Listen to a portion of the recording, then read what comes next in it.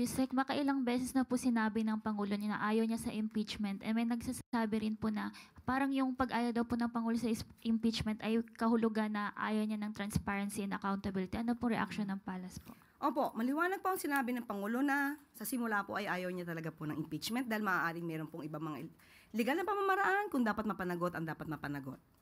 Pero ngayon po ang Vice Presidente po ay impeach na. Wala na po sa kamay ng Pangulo ito. Yun naman po ay kanyang suggestion lang kung maaari ay ayaw niya ng impeachment. Proseso.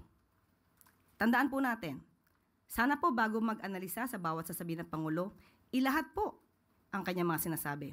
Hindi lamang po sa sinasabi niyang ayaw niya ng impeachment. Tatandaan po natin, sinabi niya, doon sa press con sa Kuala Lumpur, before the Malacanang press corps sa Kuala Lumpur, sinabi po niyang hindi siya tumatakbo sa laban.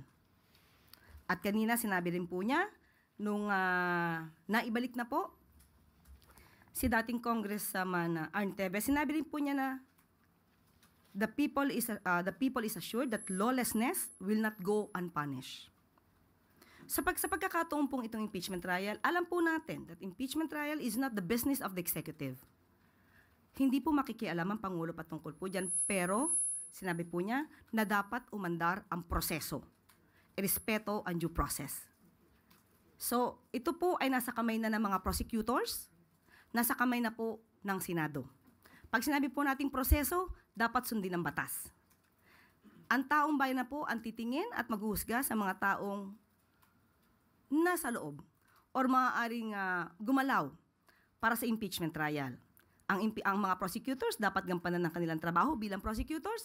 Ang mga senador bilang judges ay dapat ding gampanan ang kanilang trabaho bilang senators, judges. Proseso po ang nais ng Pangulo. Wag po natin kalimutan yan.